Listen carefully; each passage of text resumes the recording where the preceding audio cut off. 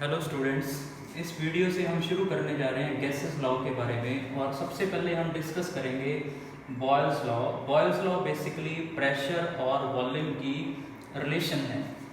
अब जो Boyle's law है वो एक्सपेरिमेंट्स थे जो रॉबर्ट्स बॉयल के इन दी 17th सेंचुरी उनका रिजल्ट है। तो बॉयल्स लॉ के अकॉर्डिंगली किसी भी गैस का अगर टेम्परेचर कांस्टेंट मेंटेन किया जाए और उसके नंबर ऑफ मोल्स यानी कि उस गैस का मास फिक्स हो, तो फिक्स मास के लिए किसी भी गैस का प्रेशर वॉल्यूम के इन्वर्सली वेरी करेगा।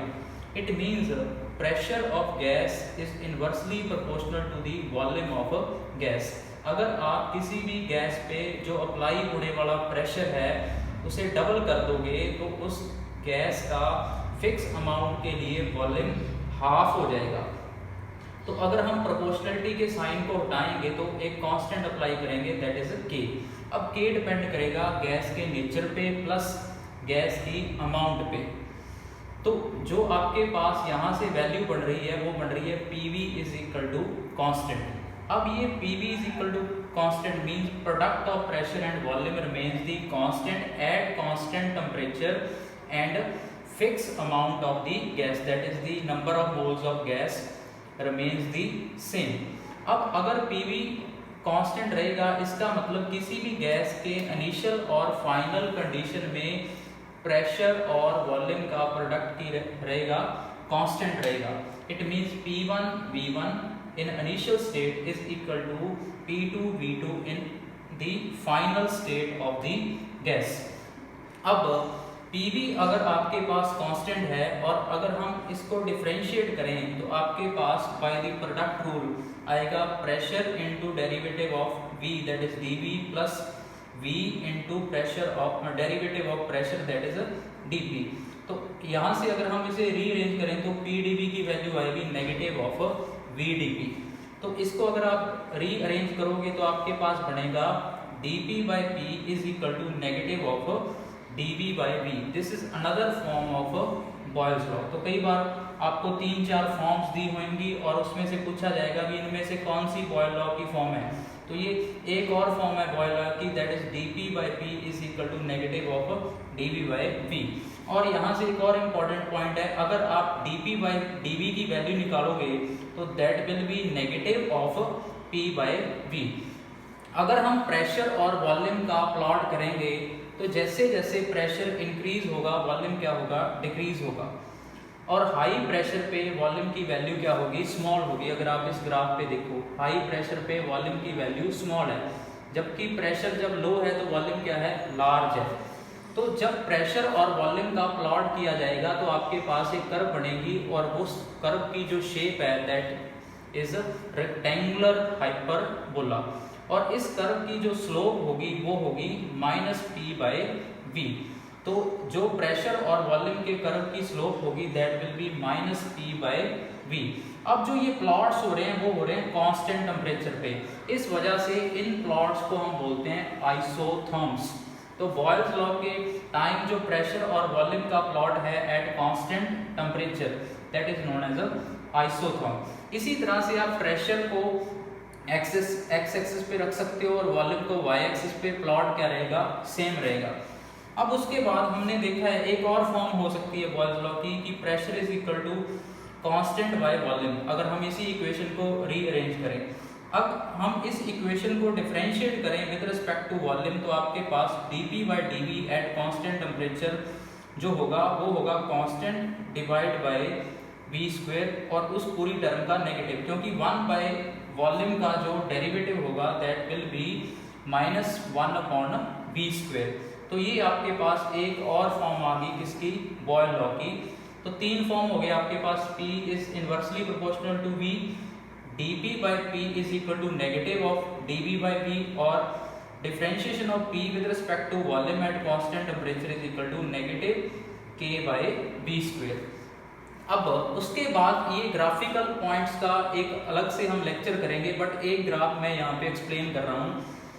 प्रेशर और वॉल्यूम का जो प्लॉट है वो रेक्टेंगुलर हाइपरबोला है।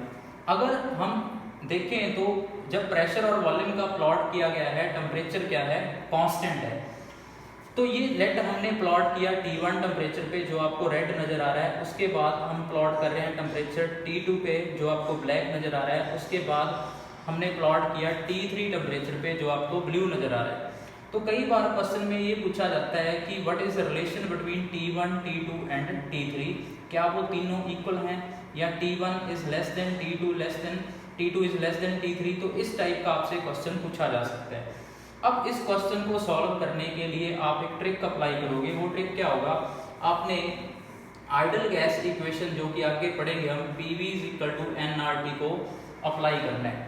अब इस कंडीशन में जो टेम्परेचर है वो कांस्टेंट है, बट आपने तीन जो आपके पैरामीटर हैं गैसेस को मेजर करने के, प्रेशर, वॉल्यूम और टेम्परेचर में से किसी एक को कांस्टेंट कर देना है। तो जैसा कि मैंने आप इस कर्व में देखोगे वॉल्यूम को कांस्टेंट मेंटेन कर दिया। तो अगर वॉल्यूम कांस्टेंट है तो इसके अकॉर्डिंगली अगर आप देखोगे N और R कांस्टेंट है, नंबर ऑफ मोल फिक्स है, R भी कांस्टेंट है, it means P is directly proportional to T है। तो प्रेशर और टेम्परेचर में डायरेक्टली रिलेशनशिप है। तो अगर हम कांस्टेंट वॉल्यूम पे देखें तो इस कर्व पे जो पॉइंट है प्रेशर का दैट इज P1, इस कर्व के लिए जो प्रेशर का पॉइंट है दैट इज P2 और इस कर्व के लिए प्रेशर का जो पॉइंट है दैट इज P3।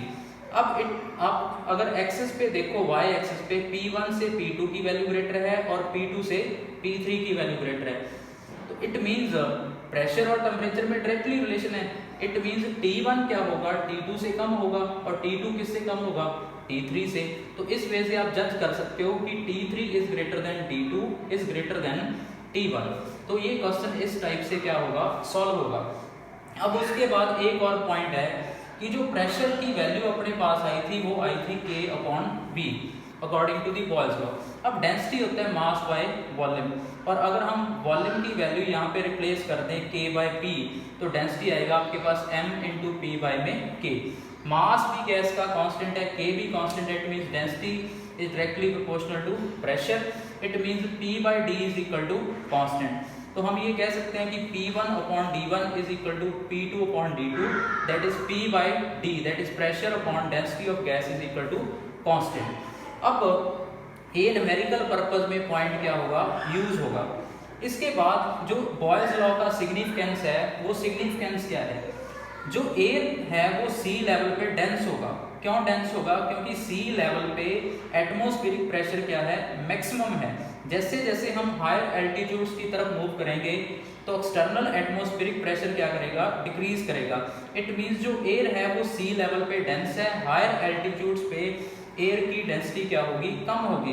तो इस वजह से हायर एल्टीट्यूड्स पे एयर की डेंसिटी कम होने की वजह से ऑक्सीजन का कंटेंट वहां पे कम होगा, और इस कंडीशन को हम बोलते हैं एल्टीट्यूड सिकनेस।